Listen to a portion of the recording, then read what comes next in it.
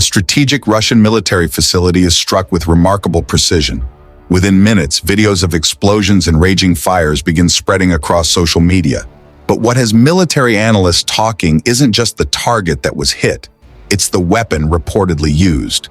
According to Ukrainian officials, the attack was carried out using Ukraine's new long-range Flamingo cruise missile, a weapon that could reshape how Kyiv conducts deep strikes inside Russian territory. For more than 3 years of war, Ukraine has relied heavily on weapons supplied by its Western allies. But today, Kyiv is working to build its own long-range strike capabilities. The Flamingo has quickly become one of the clearest symbols of that strategy. The target was far from random. The Titan-Barrikady plant is considered one of the most important facilities within Russia's military-industrial complex. It plays a role in producing components used in several Russian weapons systems. Striking a facility like this isn't simply about destroying buildings. It's about disrupting the industrial network that helps sustain Russia's military operations. What concerns military experts even more is the distance the missile reportedly traveled. Since the beginning of the war, many regions deep inside Russia have been viewed as relatively safe from Ukrainian attacks. That assumption is now being challenged. Each new Ukrainian long-range strike suggests that Russia's strategic depth is becoming increasingly vulnerable. And this is not an isolated incident.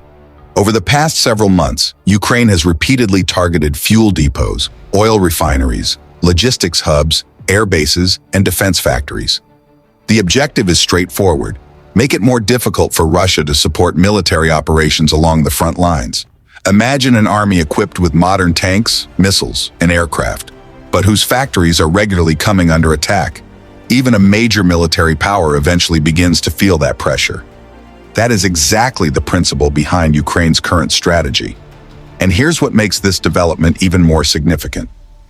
Unlike some Western-supplied weapons that come with political restrictions on their use, domestically developed systems give Kyiv greater operational flexibility. Every new missile produced inside Ukraine reduces its dependence on decisions made in Washington, Brussels, or other allied capitals. This shift could have major implications for the future of the war. If Ukraine succeeds in producing these missiles in large numbers, Russian military facilities located hundreds of kilometers from the front could become increasingly frequent targets. If you're interested in military technology and global conflicts, be sure to subscribe. The coming months could prove decisive. From Russia's perspective, these attacks are already forcing authorities to strengthen air defenses around key strategic sites. But defending such a vast territory presents an enormous challenge. Every air defense system deployed far from the battlefield is one that cannot directly protect troops fighting on the front. It creates a difficult strategic dilemma. Meanwhile, Ukraine continues investing in its domestic missile and drone programs. Ukrainian officials say their goal is to make long-range strikes more frequent, more accurate, and increasingly difficult to intercept. If this strategy succeeds, the conflict could enter a new phase, one where the battlefield extends far beyond the front lines and increasingly reaches the industrial infrastructure that supports military operations.